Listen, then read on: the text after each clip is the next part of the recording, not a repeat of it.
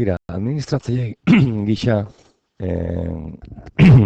irakasleek Moodlean beren ikastaroetan ikasleak matrikulatu ahal izateko Moodleko administratzaileak lehenengo ikasle horiek danak igo egin behar ditu, bai? Horretarako Excel batzuk bete behar dituzte irakasleek lehenengo egunean banatutako fitxarekin eta Excel horretatik abiatuta egingo dugu erabiltzaile hoien Moodle plataformarako igoera, bai? Beraz, demagun, hau dela Excel hoitako bat, bai? Zabaldu ingo dut. Eta hemen dauzkat horrela ipiniko dut, bai? Gehiago gustatzen zait horrela ikustea. Vale? Gela edo ikastar horretako irakasleak betetako fitxa. Fitxa hau lehenengo gunean ikasleek bete dute. Oso garrantzitsua da adieraztea ikaslei hemen jartzen duten helbide hau dala Moodleen erabiliko dutena. Vale? Bueno, hau baldin bada fitxa, lehenengo gauza egin beharko duguna izango da gorde, baina gorde ordez Excel moduan, gorde beharko dugu CSV moduan. Orduan, mahai gaina aukeratu dut, eta hemen, gorde honelan, CSV, hain badaude, komaz bereizi aukeratu behar dut. Hau oso garrantzitsua da, Bestela gero akatsa emango digu. Bale, baietz, bai, bale, eta itxi, listo, eta hemen txedakat, bai, zabaltzen baldin epa, hau, eta aldatu ingo diot izena, nik ez erratzeko, eta jarriko diot CSV, bai? Bale, zabaltzen baldin badet, ikusiko dut formatoa apur bat ezberdina dela, bai? Hemen ikusten dut, bai? Orduan, hemengo datuak, bai, erabiliko ditut plantilla bat edo txantilloi bat betetzeko, bai? Txantilloi hau da Moodletik importatuko dudan txantilloia, bai? Ja, prest dago eta utxune batzuk ditu betetzeko, bai? Hau, gutxi gora bera beti urtero berdina izango da eta joan beharko dut lortutako datuekin aldatzen. Beraz, hemen daukat CSV-a, egin dudan CSV-a, eta esango dut. Ze datu behar ditut? Esate baterako, herria. Vale. Herria, etorriko naiz txantilloira, eta hemen itxatxingo dut. Informazio hori, vale? Gehiago direla, ba, gehiago, bai? Herrialdea beti EH izango da, eta pasaitza momentuz kaka jarri diot, baina beste bat erabiliko dugu, bale? Kohortea izango da talde horren izena, bai? Alegia, R300 dena delakoa, bai? Taldearen izena. Eta nik kasu honetan taldearen izen gisa proba ipini dut, bale? Gehiago. E-mail helbidea. Jongo nahi sortu dudan CSV-era, hartuko ditut e-mail helbide guztiak, eta etorriko naiz txantilloira, bai? Eta hemen kopiatuko ditut. Beste bat, nahi baldin badet, hemen hartu beharko nuke hau, kopiatu, itxatxi, eta hor, helbide berria ipini. Kasu honetan, 12, bai? Vale.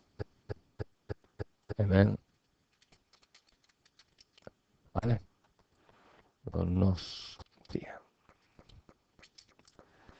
Vale. Gure kasuan, username edo erabiltzailea emaila bera izango da, bale? Orduan, kopiatuko dut hau eta itxatxingo dut hemen, bai? Orduan, ikasleak Sartzeko hau beharko du, bai?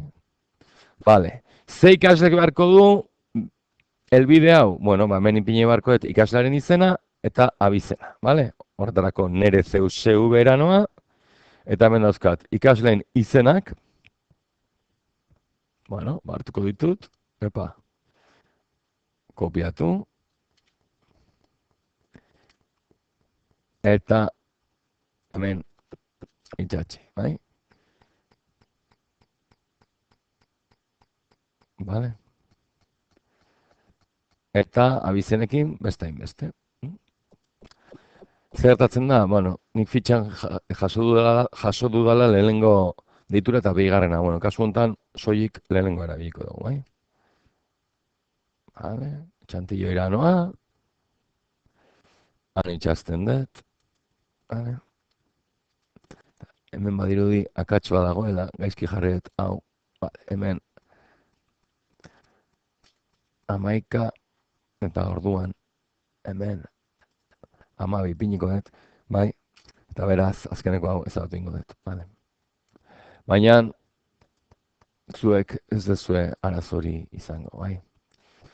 Vale? Beraz, username, email, elbidea da, lehengo izena, lehengo abizena, email, elbidea, passwordra, hemen esate dizuet beste bat ipini beharko dugu, baina, bueno, tutoretza bideo hau grabatzeko hause ipiniko dut, herrialdea, herria, hau utxik, eta garrantzitsua, kohortea izango da taldearen izena, bai?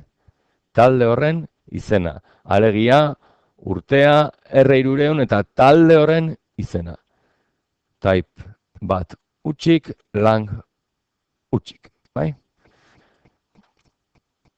Hau, gorde ingo dut, gorde honela emango diot, kasu honetan mahai gainean gordeko dut, eta jarriko diot. CSV importazio txantilloia 2000 tokatzen dana, 2023, 24 esaterako, bai? Tokatzen dana. Gorde. Bai? Eta gorde. Vale. Itxi.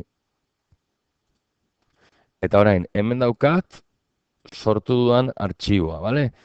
CSV importazio txantilloia, mehan ja datuak beteta, bai? Eta jarri diot 23, 24 beste honetatik bere izteko. Bale? Gelitzen zaidan gauza bakarra, erabiltzaileek igotzea da, eta hori egia esan errezena hori da, bai? Orduan, gure Moodlean sartzen naiz administratzaile gisa, eta esate baterako, 23, 24 ikasturtean sartuko naiz, ez barkatu, egunaren kudeaketara joango naiz, erabiltzaileak atalera, igo erabiltzaileak eta ez kohorteak, guk ez ditugu kohorteak momentuz erabiliko, bale? Igo erabiltzaileak, honea, ekarri barko dut, oraintxe sortu berri dugun artxiboa, hau da, CSV importazio txantilloia 23, 24, ireki, vale? Eta igo fitxategi hau. Vale. CSV banatzailea lehen koma aukeratu dugu, orain puntu eta koma aukeratu behar dugu. Bestela ez du funtzionatuko. Argi, Igo erabiltzaileak, vale, azaltzen zezkit hemen nire erabiltzaile guztiak, bai? Baita ere ematen dit aukera rola esleitzeko, mehan ondoren irakasle bakoitzak beren ikastaroetan matrikulatzen dituztenian rola berdefinitzeko aukera dago, bai? Beraz, ez dut hemen ezer aldatuko, bai? Eta igo erabiltzaileak sakatuko dut, bale?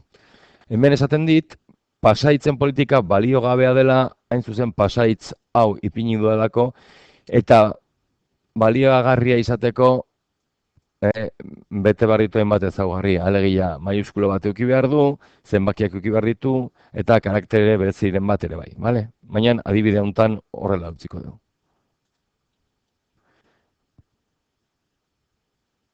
Vale? Beraz, igo ditut honekin bukatzen da nola igo. Ikusi nahi baldin badet, erabiltzaile horiek nun dauden, erresa da, erabiltzailetara jun, arekatu erabiltzaileen zerrenda, vale? Eta bilatu dezaket, ba, adibidez, markatu, segundu bat, vale, ba, ikaslea, izena jarri eta adibidez ikaslea bat, ezta? Ikaslea bat, ikaslea jarriko eta azalduko zaizkit danak. Eta hemen dauzkat, ikaslea bat, ikaslea 10, bai? Danak, bai? Hauek zabatu ditzaket edo gehitu dezaket erabiltzaile berri bat.